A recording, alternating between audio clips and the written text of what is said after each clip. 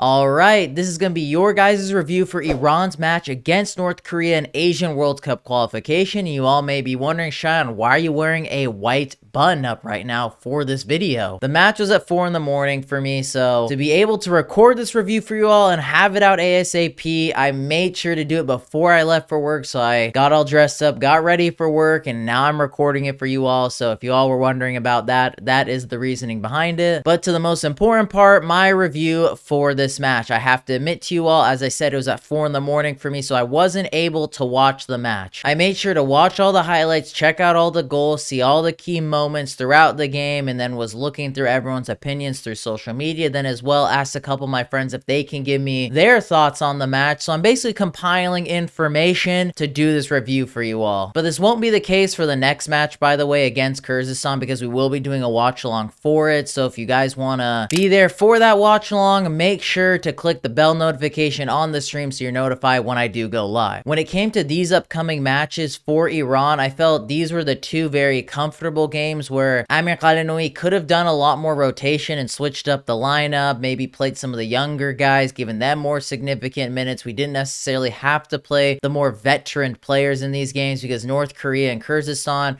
this is probably one of our easiest windows, and we're really pretty much one big foot in for qualifying for this upcoming World Cup. I really don't think from an absolute catastrophe of losing every single game, it looks super likely we'll finish in the number 1 or number 2 spot for automatic qualification. So I thought you could have experimented in these upcoming games, and especially against North Korea, because this game was played in a neutral venue in Laos. But he didn't do that. We pretty much saw the exact same team we've seen throughout qualification, and when it came to the first half, I think this was the most enjoyable moments for all my Iran fans watching. We played really well. We had good passing flow. It just seemed like things are just ticking all around. Mehdi getting himself a hat trick of assists. Qaedi, Mohebi bagging themselves goals. Things were looking pretty well. North Korea didn't really have much going on in the first half. We made sure to neutralize them as well offensively, and it just seemed like it was going to be a nice, smooth sailing match for Iran. But when the second half started, it was an absolute mess from Iran. And that is the big point of discussion for this review, and I'm pretty sure that's what you all are probably talking about and thinking about, was that horrific second half. Khalilzadeh gets sent off, and that was pretty much the turning point. And in my opinion, with the red card, yes, it was a red card. It was the last man for North Korea. My biggest complaint here is, why did you have to do that? Iran were up 3-0. You didn't have to take the man down and get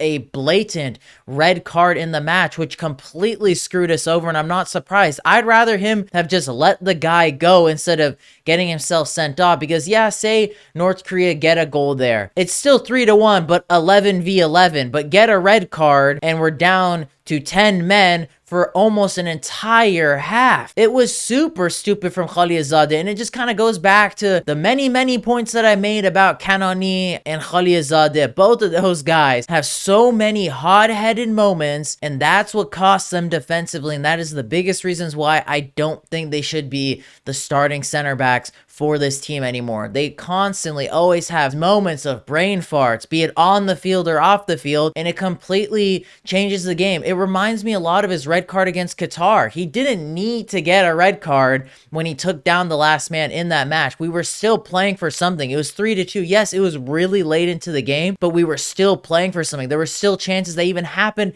after he got the red card. So it's just like they don't use their heads. They don't actually think about things all the way. And Khalilzadeh gets a blatant red card that completely changes the game. And then the thing is, what is Amir Qalanouy's plan B? You're up 3-0, so you have a lot of cushion. You have a lot of room to work with. But now what is your plan B to keep North Korea neutralized, make sure this game doesn't get out of hand, you still keep a lid on it, you still keep your lead? What are you gonna do? Absolutely nothing. Obviously, he brings in a center back like I would expect him to, but it just seems like Qalanoui, this is like one of the biggest themes. He doesn't have a plan B, plan C, plan D. Like, he doesn't have other plans outside of his plan A of relying on Mehdi and Sardar to do all the work up top and hope and pray that everything will work out well. This guy, in my opinion, I don't think really has a great tactical sense or just common knowledge sense. And North Korea then scored 2 goals within, I think, 5 minutes of each other. And then it's just absolutely game on. And it's super unfortunate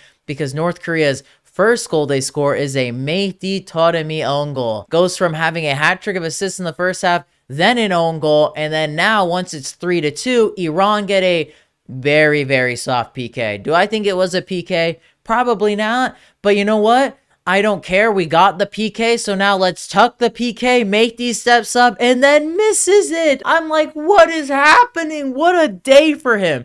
You know it's a crazy day when FootMob is even posting about Taremi's performance in this match. A match that most people, if you're not North Korean, a hardcore Asian football fan, or an Iran fan, probably don't give a squat diddle about this game, but even FootMob posted about it because what a crazy performance by him, getting a hat trick of assists in the first half, then scoring an own goal, then missing a PK. And I do think him missing that PK wasn't necessarily like a bad PK, but it wasn't a convincing PK, and I could think, and I'm suspecting here, this is very much theoretical, this is in Cheyon's mind, it could be due to his slight lack of confidence in front of goal with all this like talk right now going on in Italian football, and especially with Intermedia about, is Mehdi Taremi a bust for Inter, or things going well for him, because he's only scored one goal, and that was in the Champions League against Red Star Belgrade, and it was from the penalty spot. Now there's a lot of talk, like, is this guy actually, are things gonna pan out for him? Are things gonna go well for him because he was so hot in preseason, and maybe that's starting to affect him a little bit? And that could be a whole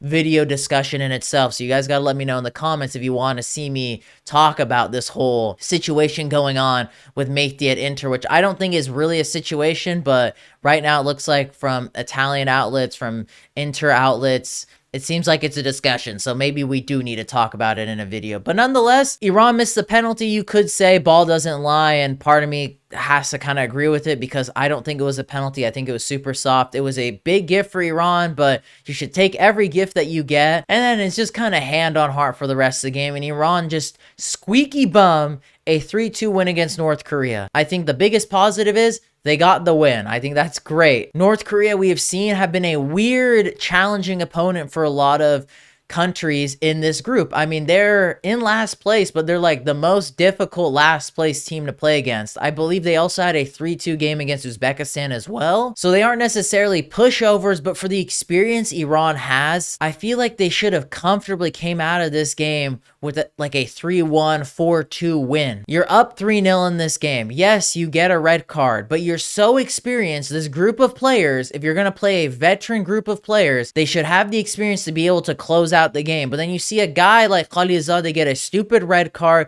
The defense just absolutely crumbles once one goal goes in, then another one goes in, and then we become so mentally fragile, and we have a coach that doesn't make the right subs when your plan A isn't working. Now start bringing on plan B. Get Hossein-Nejad, Golizadeh, guys that are good with their feet. They can break up the defense, help bring the ball from midfield to offense. Those were the type of guys I felt like should have been coming on once goal 1 and 2 went in for North Korea, but we don't see them play whatsoever. You know, again, the subs are just bad, and Galanoi's thought process for all this doesn't make sense. And it's just like, I think the big concern here is we have seen this now with this Iran team. When shit hits the fan, we're mentally so fragile, and that could be due to some of these players just being cooked. They're just not good enough anymore. And does Galanoi have that plan B, C, D? Like, when shit hit the fan, what can you do? Like, what is your tactical analysis to change the game to get it back in your favor? And especially against a way lesser opponent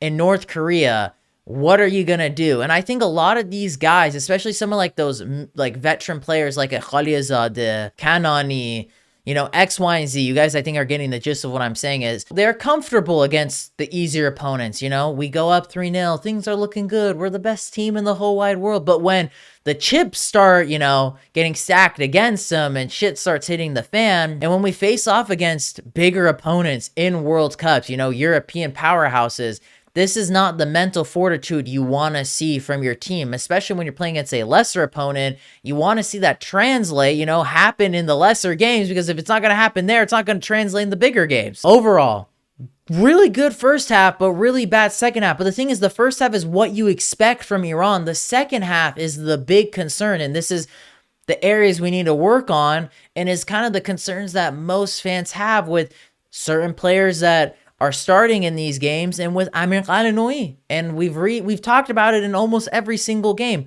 Iran have only really had one really good performance in this group, and that was against Qatar.